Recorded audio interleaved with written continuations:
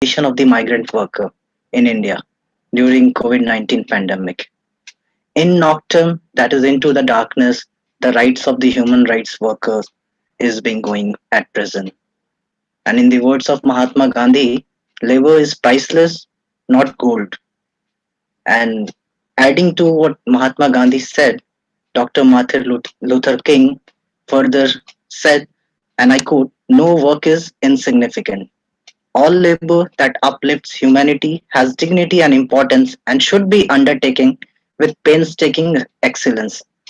With much being said about the great words of these great people, I would like to proceed with my paper which titled Human Rights Violation of Migrant Worker in India during COVID-19 pandemic. Now the problem of migrant workers have become very important in many developing countries of the world. Particularly if we talk about developing countries, we will focus particularly our country in India. So regarding the problem of migration of labor in India, it occurred not something a problem which is of a very recent origin. It's of a British colonial rule. The National Commission on the Rural Labor of India (NCRL), established in 1991, it estimated as per its record that more than 10 million circular migrants in the rural area are alone. So this includes an estimate 4.5 million interstate migrants and 6 million intrastate migrants in India. Before getting into the problem of this migrant worker, just a brief intro that migrants worker are those workers who migrate from one area to another area within the state or country in order to get seasonal or temporary or part-time work in different sectors. Migrant workers who are not organized under any trade unions and their labor standards are not protected by the government as well as the trade unions. Now these migrant workers are most of the time are illiterate and coming from backward community. They do not get even minimum wages under the Minimum Wages Act. Now one of the major reasons behind the human right violation of the state migrant workers in India that they do not vote and thus cannot put government under electoral pressure. Coming into the light that this pandemic all the sorrow brought in our life, regarding this, as we all know that the government with just 4 hours of notice on 24th of March ordered a nationwide lockdown in India starting from midnight.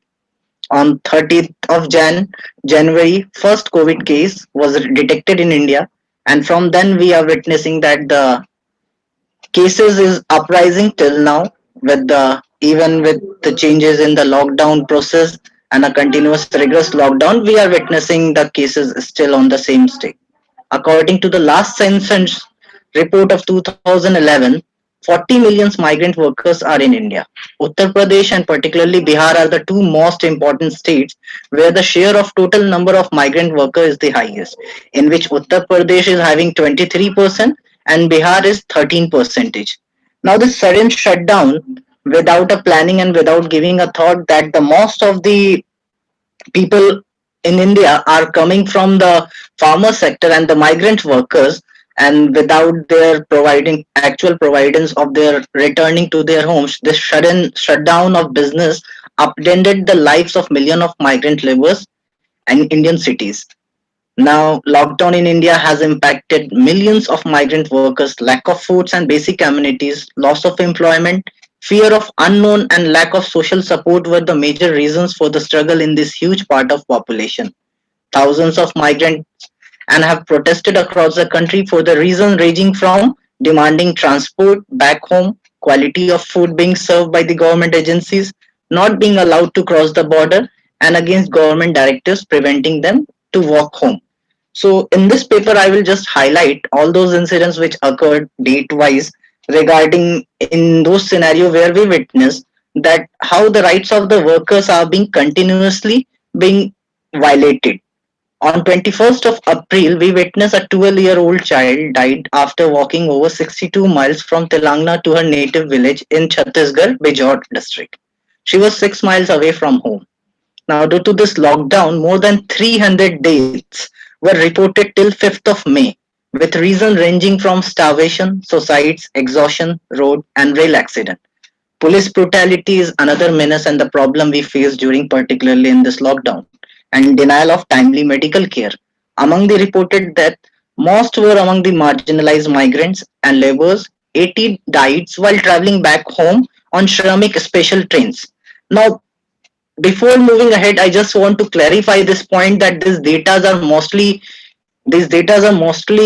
reported by the news media agencies and NGOs working in the right for the rights of the migrant worker. As we all are aware, when the parliament is being held, the session when it was asked from the government, they do not have any recorded data regarding the number of the cases of unemployment occurred and the loss of the death of the migrant workers. The government do not hold any such data till now. On the 8th of May, we witnessed another incident. A freight train killed 16 migrants who had stopped to the rest on railway track near Aurangabad in Maharashtra. On 14th May, 8 migrant workers were killed and nearly 55 injured when the truck they were in collided with a bus near Madhya Pradesh Gunal district. On 16th of May, 24 migrants workers were killed, many more were injured when a trailer carrying migrants rammed into a stationary truck, also carrying migrants of Uttar Pradesh. Now, these are the few in in the words of the people with much sophistication. They call it accident, they may call it incident, they may call it the lack of preparation on the part of the government. Another problem regarding the violation of the rights of the worker were police brutality during the lockdown. On 26th March, Uttar Pradesh, one such viral video shows a group of young migrant workers forced to hop down a main road with bags strapped to their back who were trying to return home amid the lockdown. They were caught by the police who refused to listen to their pleas, humiliated by being made to hop and crawl in this heat. Now, on 4th of May in Surat, Gujarat state, hundreds of migrant workers seeking to return their home arrested by police personnel during a protest demanding travel arrangement to return their home. Similarly, number of these steps are there regarding the government failure for the right of migrant worker during lockdown. We witnessed that a continuous series of events happened where the government did not provide it, particularly the right to the worker initially, but after the lot of chaos and the questioning from the media to the government, few particular steps were taken. Between 9th May to 29th May, 80 people lost their lives on migrant Shramik special train, died of unknown cause. Data is from the Railway Protection Force of India revealed. Now, it was totally unfortunate that many state government in India took fare from the migrant labor while sending them home in trains and buses, even in the pandemic. Coming back to the observation made by the Honorable Supreme Court on the migrant issue, we will find that the Supreme Court, who always from the last 3 decades coming up with the same regarding the right of life and liberty, giving the same statement that the life right to life and liberty does not only mean life of mere existence. The court contradicted when it comes to the matter of practicality. As Justice Khanna had appropriately remarked, experience should teach us to be the most on our guard to protect liberty when the government purposes are beneficent. The greatest danger to liberty lies in insidious encroachment by men of zeal, well meaning but lacking in due deference for the rule of law. Now, on the 1st of April, a petition seeking payment of minimum wages to the migrant worker for the duration of the lockdown, Supreme Court raised a question that why wages are required when meals are being provided by the government. On 16th of May, Supreme Court of India rejected another PIL to direct the district magistrate to identify and provide free relief and transport to the migrant workers, stating that it was the responsibility of the state government. Speaking about the workers killed sleeping on the Aurangabad railway track, the court stated that it could not have been prevented. Similarly, a number of incidents where then the collective petitions were filed and been asked to the court. The court on the 9th of June, Supreme Court, to ensure the return of all migrant workers stranded by the post-coronavirus lockdown to their home, states within a fortnight and inform within the same deadline and ask the central government to take necessary steps Regarding this, one can say that in this extraordinary situation, one can remind the judgment of the Justice Khanna and his legendary dissent in the ADM Jabalpur case. And we can say that it often taken to an indictment of the emergency itself. It was not he agreed with the majority to the extent that the validity of the emergency could not be tested in court of law. He was willing to assume that the executive authorities were acting in good faith. Now, since from the last 3 decades, Supreme Court of India has repeatedly stated the right to life does not merely include animal existence, but a life with dignity. Unfortunately, when the time comes to give those declaration meaning, the court asks why wages are necessary if the food is being provided by the government. And on the record, we witnessed that the quality of food being provided to the migrant worker during the lockdown were not even of that quality that can be given to any chattel. Now, Indian judiciary has also not protected itself in glory by failing in its duty to protect the rights and dignity of migrant labor, citing the ground of non-interference in policy making. Regarding the labor law and the rights given to the migrants worker, we all know that the establishment of ILO, International Labour Organization, in which India was a member, and the number of convention in which it discussed that there is a minimum requirement of the working hours. And since we mentioned that, to mention that in Rajasthan, Gujarat, Himachal Pradesh, and Uttar Pradesh, we witnessed that migrants workers were forced to work 72 hours a week, an increase of 24 hours from the earlier stipulated 48 hours.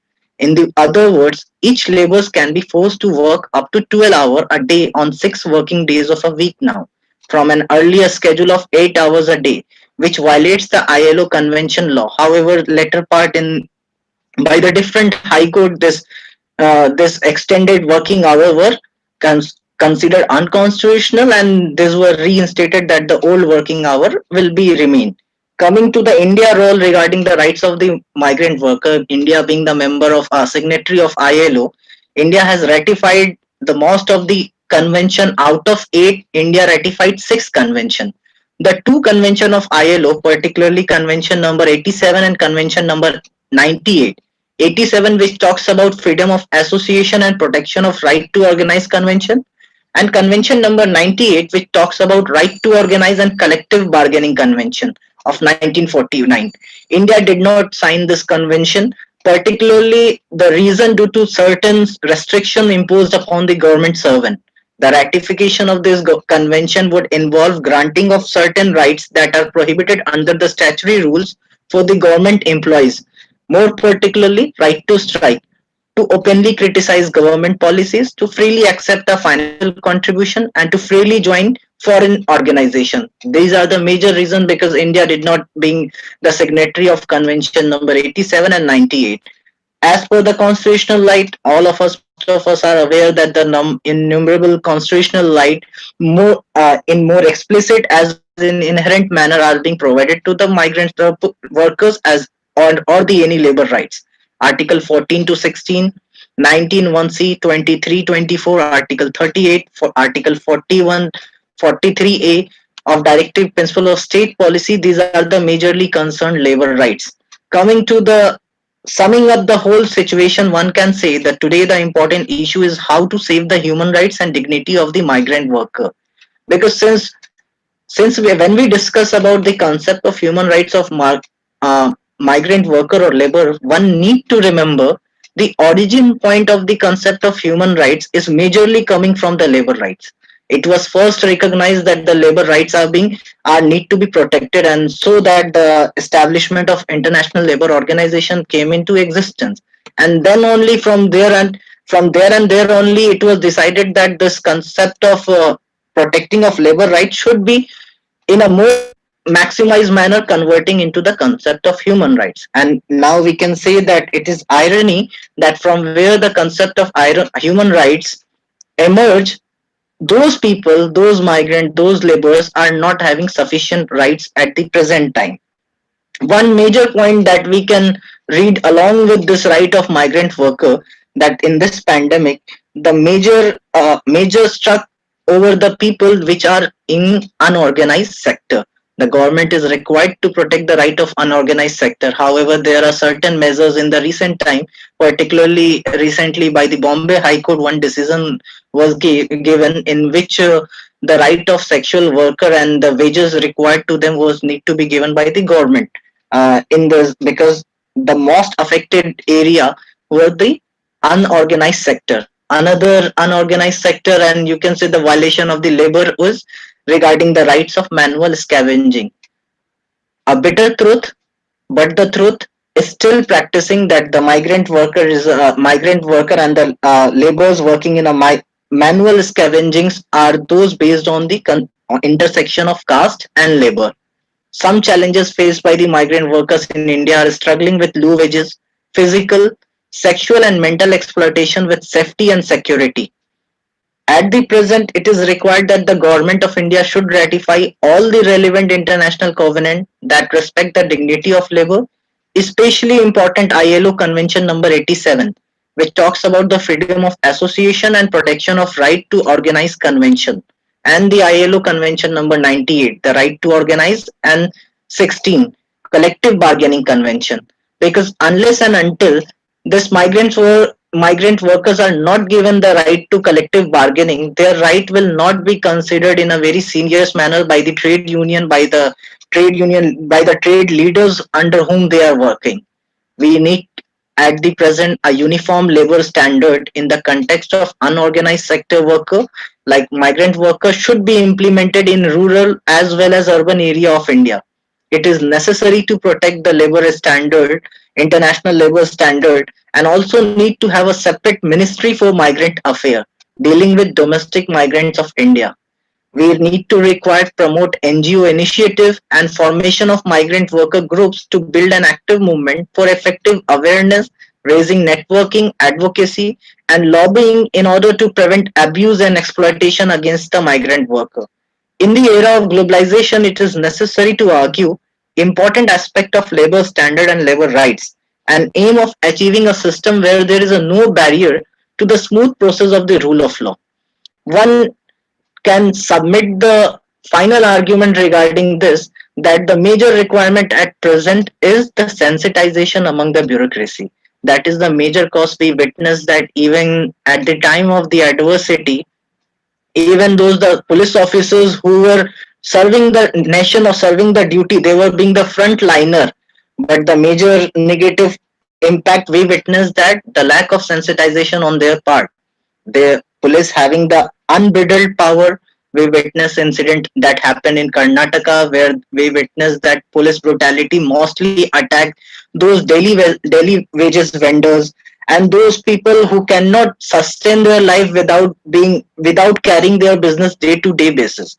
So this is the major premise of this paper, that in India, just making of the laws or by the saying of the old precedent of the Supreme Court, where the Supreme Court gave a very legendary judgment giving about the right to life and liberty and keeping it on the highest pedestal and moving ahead to the right to privacy. However, when it comes to the practical ground on the reality, this pandemic brought the truth upon us, that how hollow our system, how hollow our structure, and how hollow our judiciary is at present, while providing the basic right or amenities to the migrant worker from whom the whole concept of human rights emerged. That's all to sum up, and all the discussion regarding it on these topics are welcome. Thank you. Thank you, sir. Thank you so much. First of all, thank you so much for the detailed presentation. The issue of the migrant worker is heart wrenching, and I'm sure no amount of discussion we have till some action is taken is enough. And I want to offer you my apologies because I could not start up with your introduction because I was having poor connection. So I did not like. I just wanted to start right away.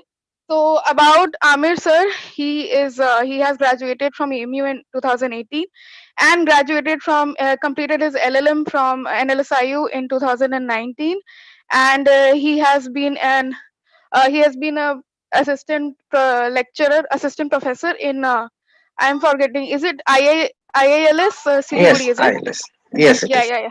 Yeah, and personally speaking, he has taught me once, and he's a great teacher, and you must have got an idea how superb his grip is on his topics.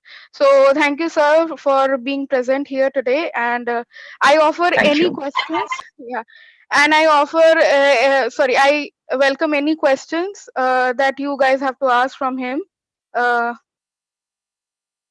Anybody if any has any questions, please unmute yourself and ask right away. Thank you. Uh, Amir, thank you for your presentation. Thank you, Imran. It was lovely to hear you after, I think, 2.5 years.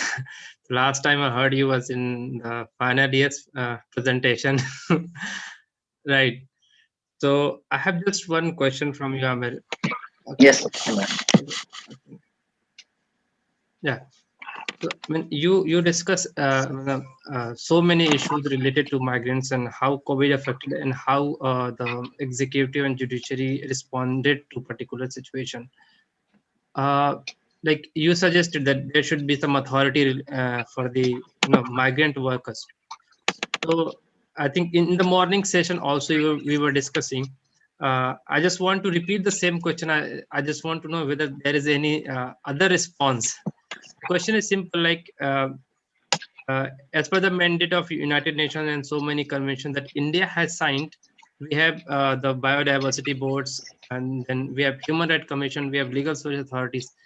Do you think that we should have a separate authority, decentralized authority like NHRC and all, uh, to discuss the issue only related to health? I mean, they are going to make some kind of committees for the distribution of vaccine. Don't you think it should be some permanent committee? Today it is COVID. Another time it could be polio. Maybe other diseases might come in future. So do you think that we must have a permanent setup to tackle the issues like this? Okay, Imran. Regarding this issue, few point I would like to bring forward with all of you that the government, though already have taken one initiative in this regard, that government established that one of the most unspoken topic that is the mental health care committee. So based on that, government is right now working on one of the agency giving establish one organization, Mental Health Care Act, and a permanent body is functioning to regulate and make the policy regarding the Mental Health Care Act. However, this question when it comes to the matter of any other coming adversity in the coming time, yes, we do require a permanent body, but when we talk about the permanent body, there is a catch. The catch is that when we make the permanent body, the people who will be involved in that, whether those people will be coming from people appointed by the government, or whether in those committee or the establishment of the body, the people who are working on those particular areas required to be appointed. For example, as we know, the data in most of the time in any committee or policy while policy making, data presented to the government by their people are mostly outdated. And however, if we compare the same data from an NGO working on the same field, we will find a large disparity. So what I personally believe that if any committee is required to be made permanent committee, then the gate should be open for the NGO or the any people working in that particular area. Only that and that then and only it could be possible. For example, regarding this mental health care committee, the government has already opened the gate. One of my friend working an NGO which is particularly working with the Amnesty International for the mental health care issue, and this NGO is providing data to the government and the any policy or suggestion, and the government is after looking over it, trying to implement. So this is the major requirement at present to establish a body which will look into all kind of health facility area. Thank you, Amit. Anybody else has any questions? If not, I'll go forward with mine. Okay. So, Amir sir, I wanted to ask that the labor legislation has been codified recently, and Yes, there is a yes. special legislation dedicated to the social security thing. So, do you think there's a hope for recognition of the as you mentioned in your paper that for the sexual workers or the migrant workers, the people who are not in the count. So, this social security legislature, can this be a new hope? The problem is that regarding that social security and all the codification of the labor, three labor code particularly, and one of course four labor code.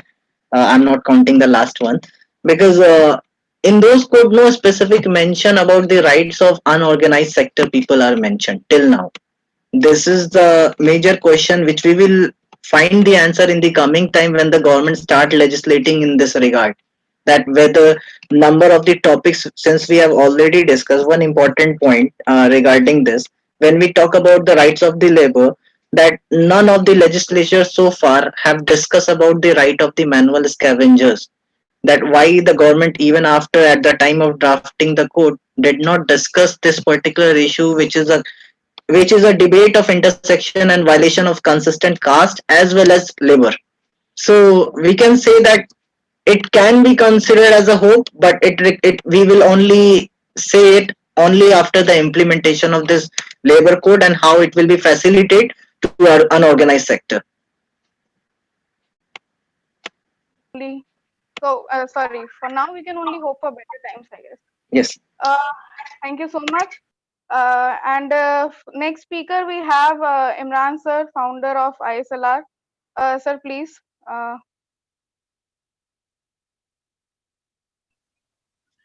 Thank you. Am I audible clearly? Yeah.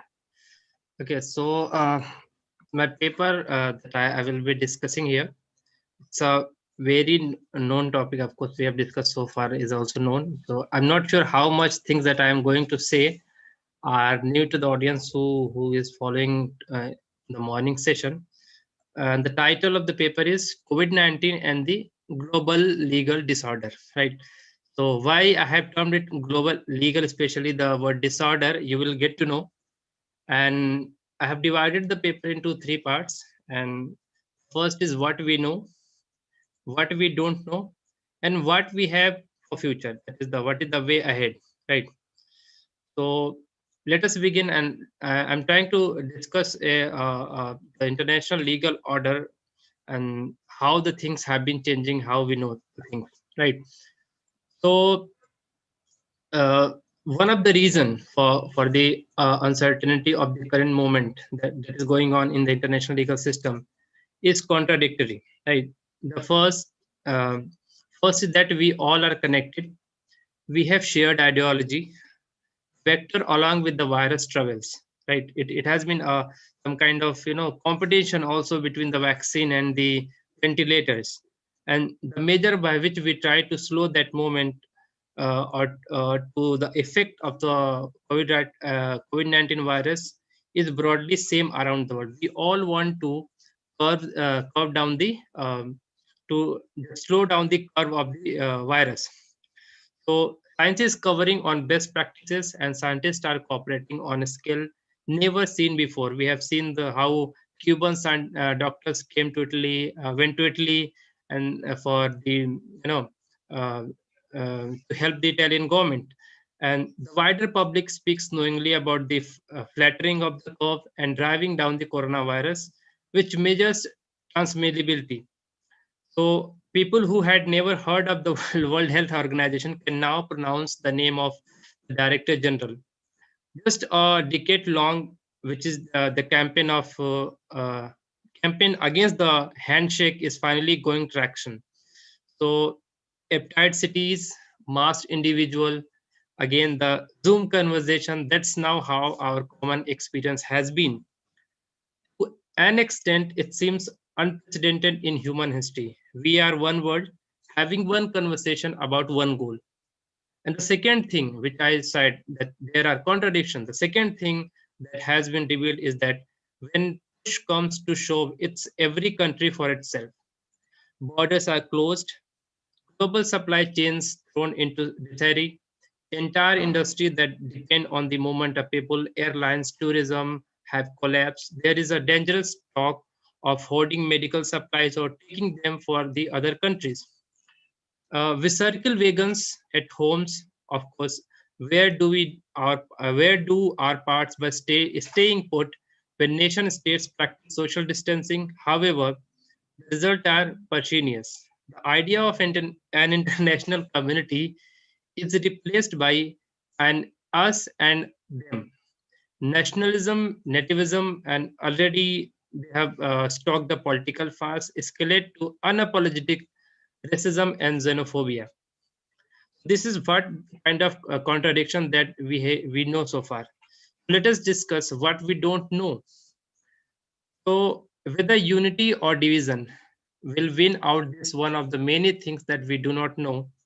More pushing is how long the current crisis will long, and who might lead the subsequent efforts to reconstruct the bridges of the global disorder or burn them. So we have seen control of local transmission can be undermined by imported ones like Hawaii in US, as US claimed, unless there is a unless there is a coordination in the global responses, government will face a choice between rejoining the international community and keeping out the disease. Unfortunately, the global leadership in short supply and trust in public institution is at historic low. In a survey that was conducted in US and UK, more than 65% people responded that they do not believe in the public institutions. So, in past, US might have taken center stage. Its president seems to want only to be center of attention. US credibility has been eroded over the past 3 years. Now it is probably beyond saying.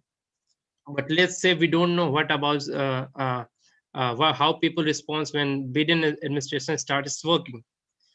And China had been a trajectory to match or replace the US in some areas. Early missteps and habitual concealment of mistakes have left its own trustworthiness intact. International organizations, most importantly WHO, have come to serve as convenient VP boys for the weakness. What many do not understand is that they are weak by design. It's in their nature that they cannot push states too hard or defend themselves robustly against the political attack. As for the rest of United Nations, the Security Council, the only global governance institution and the actual teeth, has been largely silent. A month of the negotiation produced a draft resolution weekly urging enhanced coordination and temporary ceasefire in the conflict zone. It took almost 1 year for the Security Council to come with the resolution for the ceasefire around the world. General Assembly managed to pass a resolution calling for the timely access to a non-existing vaccine, though the only because the most powerful members apparently forgot to block it.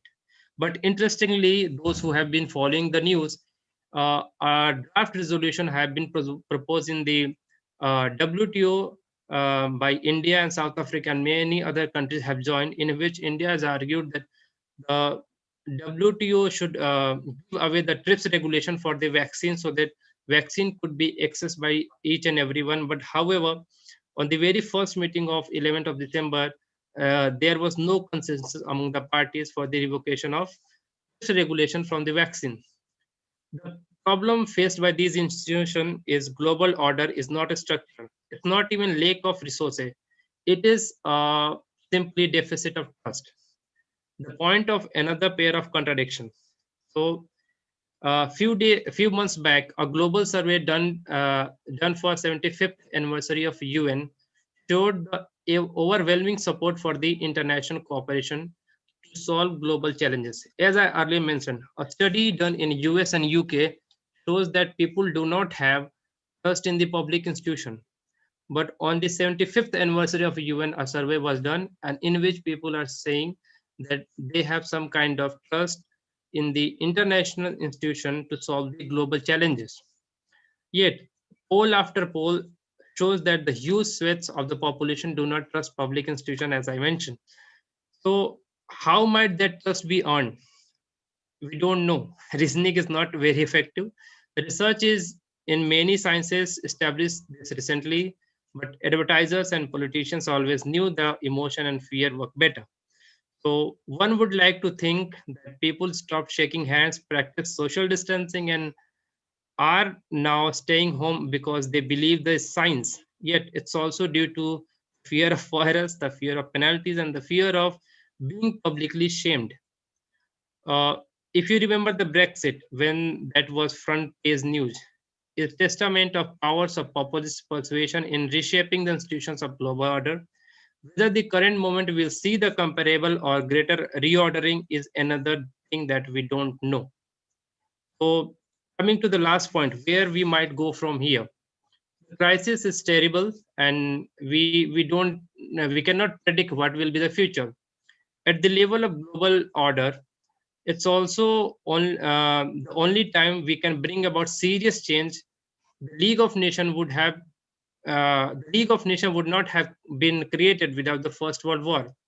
Similarly, the United Nations was a byproduct of the Second World War. It's unlikely that COVID-19 will lead to a new World Health Council or World Health Organization with powers to address the pandemics comparable to Security Council's power to address the war. Instead of traditional structure or a formal grouping like G7 or G20 leadership, and inspiration have come from countries like South Korea, Taiwan, until recently, at least Singapore. At the Lowy Institutes of Michael Follival observed that future might see more such coalition of competence. This touches on one of the few positive aspects of the crisis. Within the space of only a couple of months, a majority of the people on the planet and their behavior based on the recommendation of the scientists. Fear and coercion played a role, yet the fact that change is possible might offer some hope for ability to deal with the global challenges, notably the climate change. Finally, I just want to conclude with the point that global inequality, even after so many efforts made by the state, will worsen. For all concerns about ICU beds in places hit hard by COVID-19, there are countries like Somalia without single ventilator. As economics around the world crater, development and humanitarian assistance are among the first thing to be cut. Surveillance state will expand. Taiwan is a success story because it established a gold standard in tracking its population through the phones. Even in Europe, the debate is shifting from the safeguarding privacy to ensuring that such methods are effective. However, whenever there is a battle between security and liberty, security usually wins. That's true for the past 2 decades fighting the terrorism.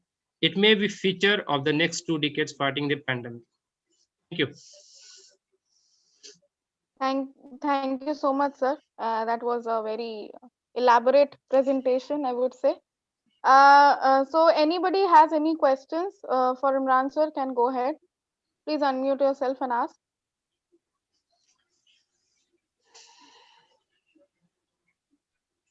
Meanwhile, they look for their question. I have one. Like you said that the international organizations, like people have more faith in the international organization than their own public institutions, right? So can we say, like we have seen, like we have also discussed that there are a number of international bodies who might or might not be working, but they barely show their presence, or their websites are barely, they are not always even updated.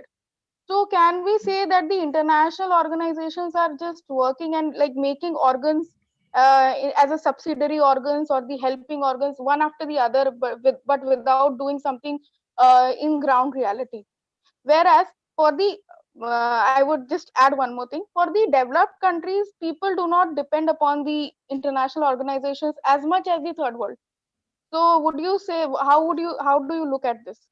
Uh, okay, so there are two questions, and the first one was the second one was that in developed country people do not depend much on international organizations, and as much as they people in third world depend. And what was the first question? I just forget. Yeah, I actually in the process of asking, I also got a Yeah. little deviated. So just I was actually asking like what how why do these international organization, do you would you say that these Okay, international they work as a organization supplementary to the state organs. Right? This was your question. Mm, actually, but my Yeah. actual question was like, let me just frame it for a second. Like, just wanted to ask that whether these international organizations are they taking their roles that seriously, that they are not even showing their presence uh, through their own channels. What do you say? Okay. See, it is very clear if we see any statute of any IO. Uh, international organizations do not have much power, right? At least most of the organizations do not have power to implement except WTO. WTO has immense power to implement its decision because of the chunk of economy that involves, right? So if we talk about United Nations Security Council or let's say World Health Organization, they do not have any power to implement their policies, right? So whatever they do in the terms of suggestion. They just do research, they make the polls, and they suggest the governments or their subsidiary organization. This is all what they can do, right? They can do research, they can also try to make a vaccine, but it is upon the state whether they want to accept that vaccine or not. So international organizations have not been given any power to implement even if they want. For example, we know that ICRC or UNSCR has been working effortlessly in so many parts of the world. But many few people will know that India rejected ICRC's request to work in Jammu and Kashmir. Till date, ICRC has not been given any green flag to work in Kashmir, even after so many issues, right? So even if there is any international organization which is working efficiently in any part of the world, it is not because they have power. It is also because the state have given consent or they have allowed the international organizations to work, right? And as far as the second question is concerned, whether the people in developed country do not depend on international organization, I do not believe so. If we see the democracy index or human right index, the countries which are on the top are the countries in which the international organization and non-governmental organization have been given the no more freedom than the other countries. It means that this non-profit organization and the work done by them is very very important for them.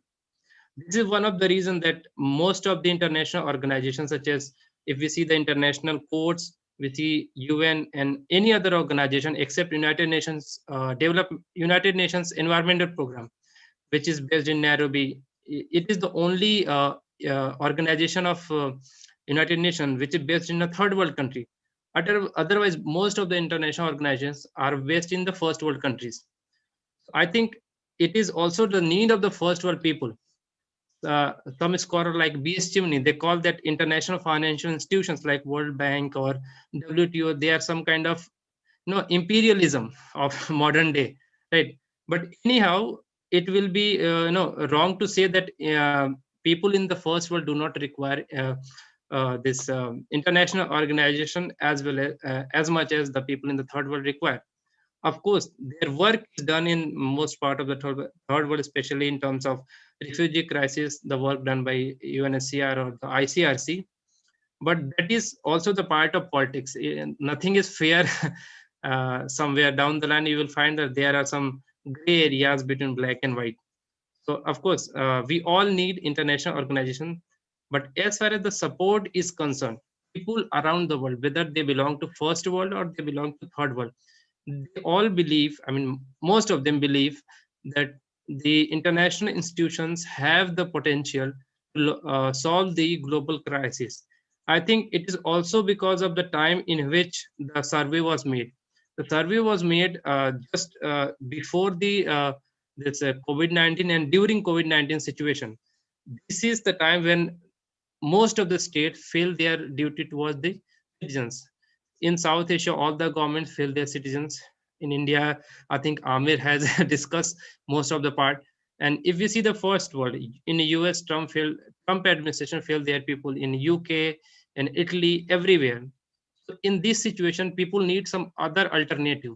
And this is the alternative that people are believing in the uh, international organization. As I mentioned in my presentation, that the League of Nations was because of the First World War, and the United Nations is because of the Second World War.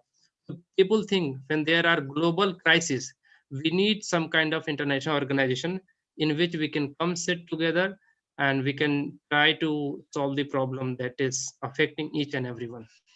Thank you. Thank you so much, sir. That was precisely what I asked. Uh, and I think if there is any other question, please go ahead, or we'll start with the third speaker.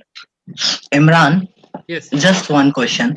Since you have chosen this very wide topic regarding global legal disorder, I will just narrow it down. The more concerned topic right now regarding global legal disorder, I will bring it back to the disorder right now we are having in our country. Because when we talk about global legal disorder, the most of the Western countries right now even having amenities to get back to the same standing order of the law they were having prior to the pandemic since after the end of this force majeure situation. But country like India, where we witnessed that so late the right of privacy has been recognized, and at the present situation of the pandemic, whenever the debate came that between opting the right to privacy or health, obviously the people are choosing right to health first and surrendering their privacy to the government. And in the wake of which we witness also a lot larger debate on the issue like Arogya Setu app and making it a mandate in most of the field, on which later Supreme Court also mentioned that no one can make it mandatory, same applying the Aadhaar judgment. But we witnessed that on a practical level, even till now, if you will board a flight, most of the airlines you will ask you to have mandatorily using Arogya Setu app. So when will be this disorder of the privacy and health will be get back to the normal? And what do you think that the possible outcome, that how as an academician, how as a legislator, or as the judiciary is required to part this gap that which actually occurred in the present scenario? uh, See, we all have are the students of law, and one thing that I can be very sure is that, losing a right, whether it be right to life or losing a right to privacy, is very easy, but getting it back is very difficult, right? So, I mean, there are a section of people who simply support whatever may be the reason. They might have, I mean, they may have a very good reason to support that. Okay, we may lose the privacy for the sake of health. There is a section of people who may not be agree to leave the privacy, and they have their own reason. But all these debate, as a student of law, what I can say is that, no, the way we are losing the privacy, be it for Arogya Setu or any other app, right? The this not having a privacy is going to become a new normal. And whichever government may come, today the opposition is saying that, okay, you are playing with the privacy of the people. These are the people who will end up saying, okay, we you do not have a privacy because the precedent shows that you agreed to uh, share your personal data with us, right? So I think the government which really want to ensure our privacy, or the court which says it ensures, though it does not, at least not in the last 6 to 7 months, if there is any authority with the executive or judiciary, if they want to ensure our privacy, they have to work positively. I mean, they cannot just sit and say, okay, we are not going to violate your privacy and nothing will happen. Because our privacy has already been breached. So just to restore, it is not possible just to sit and say your privacy is not being dismantled. So whether any government is coming at state level or central level or judiciary, we need to restore. And I mean, this is, how to say, this is a banality that we do not believe that our privacy has been breached properly. Right. I hope I answered your question. Yes, Imran, thank you. Yeah. Yes, getting back the privacy is quite controversial. That sounds to me like another long string of legal battles. Anyhow, thank you so much, sir, for your presentation. And for the next, as our next speaker, we have Arunika Mishra, ma'am. Ma'am, if you are here, we should start right away. Okay, I hope I'm visible and audible for everyone. Yes, ma'am. Yes, you are. Okay, okay, can you enable screen sharing for me if that is not an issue, or I can continue without it? Anuka, if you want, I can enable this, the sharing of screen if you want. Not an issue. I think that will just take more minutes. So I will shoot right All right. away without All right. that. So let me start off with a very simple story. This is a story of three people, and the first story is a real story The second story is the story of every second and third person in India. And the third story will be the story of every fourth person in the world in 2035. 2035 is the benchmark year which scientists have recently come up with, and when they say that the Amazon forest will stop being the carbon sink of the world. So, with that, I introduce you to my topic, which is uh, climate change, pandemics, and the growing inequalities, addressing the point of no return. So, what is the point of no return? It is the point where our society is headed to, our world is headed to. It's the point where we will achieve maximum globalization, maximum economic profits. But from that point, there is only a downgrade trend which we will be seeing. And where does that downgrade trend end? It ends with the extinction of human race. So, how is climate change, pandemics, and growing inequalities connected? Let me come back to my stories. The first story is the story of PG&E Power Utility in USA. It's a big company responsible for almost 23% of power output and production in USA. Uh, Recently, in the California fires are actually termed as the extreme weather conditions or events which have been brought about by increasing climate change. And because of that, because of those fires, the PGE company, which is one of the biggest companies there, filed for bankruptcy. Now, when they filed for bankruptcy, they expected a loss of $1.4 billion, which was what they had initially insured themselves for. But the amount actually rose to $13 billion. And now the insurers are paying that money to PG and E company, and that money will eventually, that whole economic disturbance will trickle down to the lower strata or the lower income ranges of the society, people who actually deserve their insurance claims, but they will be rejected because the insurance company has suffered a massive loss which was unforeseen. Coming now, this PG and E company, their owner, say his name is XYZ, is very fond of having trees in his backyard. So he has this huge sprawling garden in his backyard with a lot of trees. Now, coming to the second story, this is the story of an Indian man named Satish Chaudhary. He works at a tire workshop, and he takes his Chetak every day and he drives to his place. And over the last few years, the story starts in 1990 when he started working. So when he started working, there weren't many cars on the street at that time in his town. But eventually, here we are in 2020, and he has already experienced almost every day of his life with rush peak hours while going commuting to his place of work. With that, he has also compromised on his immunity because of all the smoke that he is inhaling on the roads. All that carbon and smoke coming out is from cars, and from people who are actually able to protect themselves against such disablement of immunity, compromise of immunity.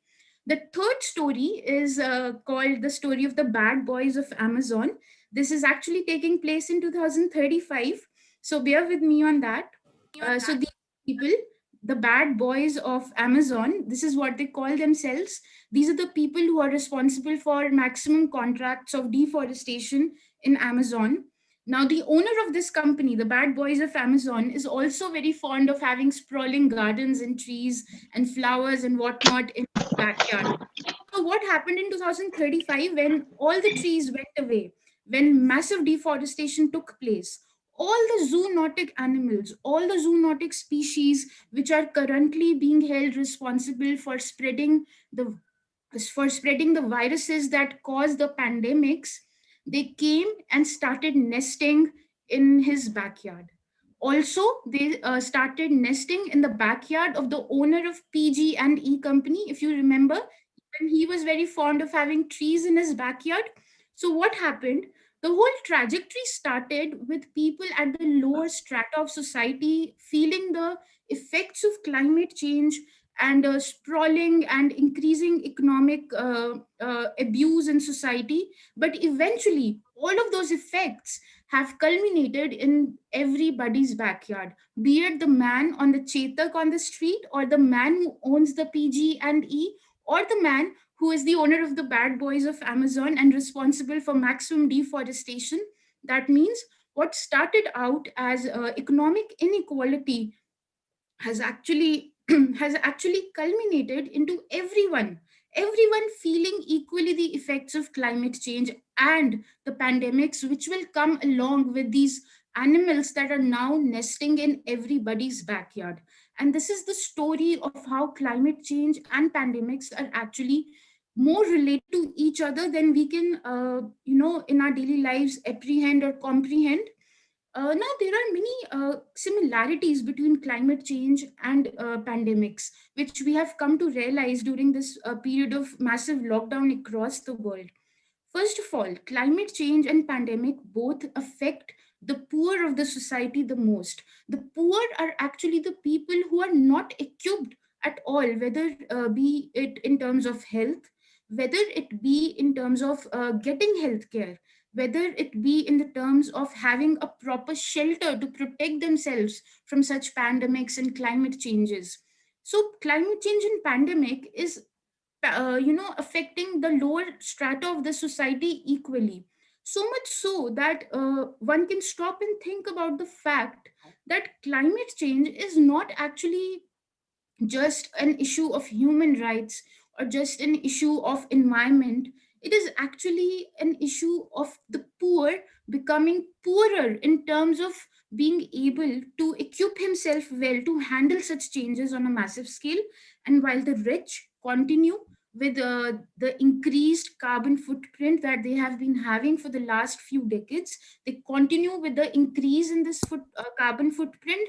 And while the richer is getting richer in their carbon footprints, the poor is getting poorer in his ability to handle such carbon footprints or protect himself from such footprints. Similarly, there is another very close relationship with climate between climate change and pandemics, which the 12 scholars, the third world approaches to international law scholars, also point out that the global south will be the places which will be the most affected by climate changes and, as we see, pandemics. Why? Because the global south, because of being resource rich countries, are usually, because of the economic compulsions and the economic makeup of the whole world, are kept at very mediocre poor levels, so much so that their investment decisions have and investment litigation at ICSID specifically has become very pro global north. So all of these things indicate that in coming years, when pandemics will keep increasing because of the climate change and the continuous deforestation and the increasing carbon footprints, the global south will be the worst affected.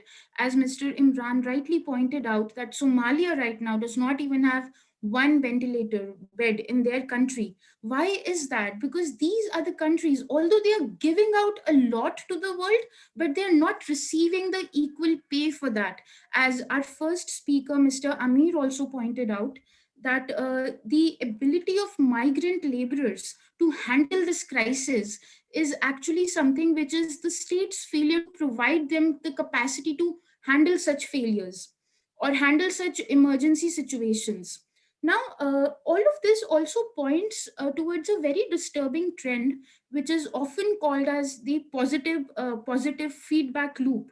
So, what is happening is that as the melting ice sheets continue to melt, the ability of those tundra areas of the world is decreasing in terms of absorbing CO2 from the air.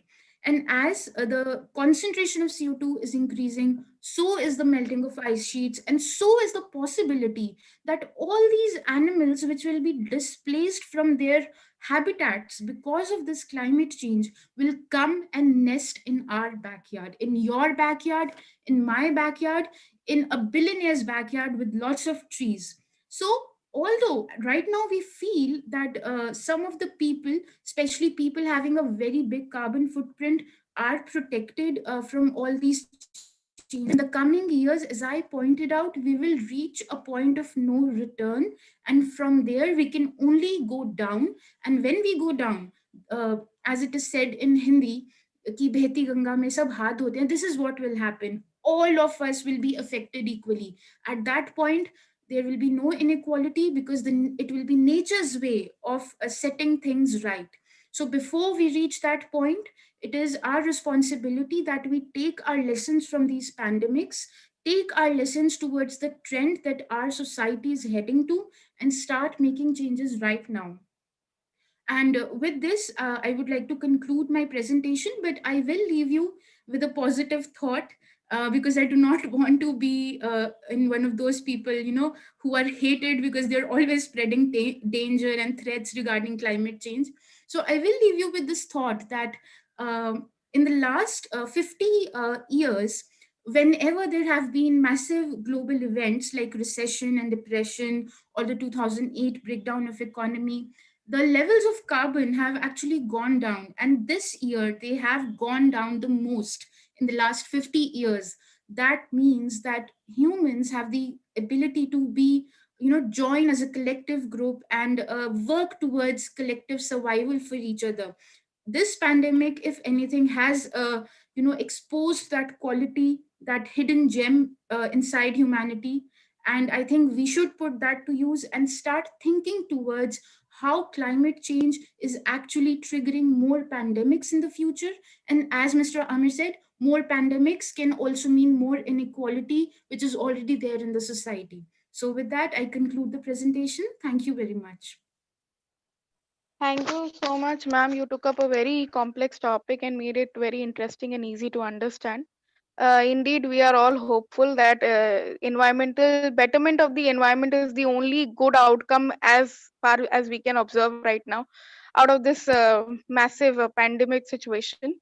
And now, next for the queue of events, I would like to hand over to Imran sir, who will, tell us about the next events that how other events are going to take place. Over to you, sir. Uh, so we have a break. I think as per the schedule, we have a break of 10 minutes, but I think it should be break of 20 minutes. So in 20 minutes, we will join with Professor Mark, who is a professor at New York Maritime University, right? So And I think till then, anybody who has a question can go ahead for ma'am. of course, you just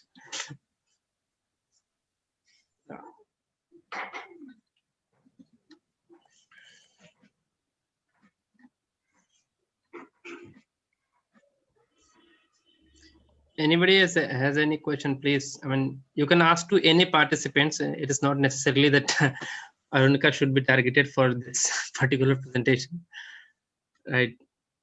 Yeah.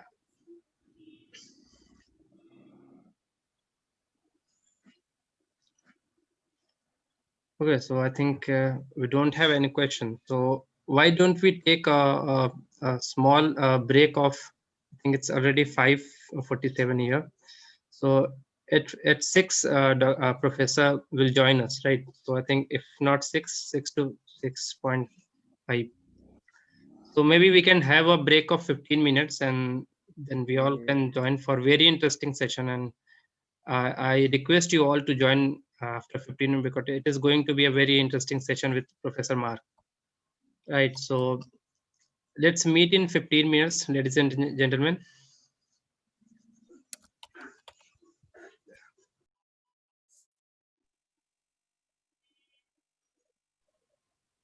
Avantika, we will meet in 15 minutes, right?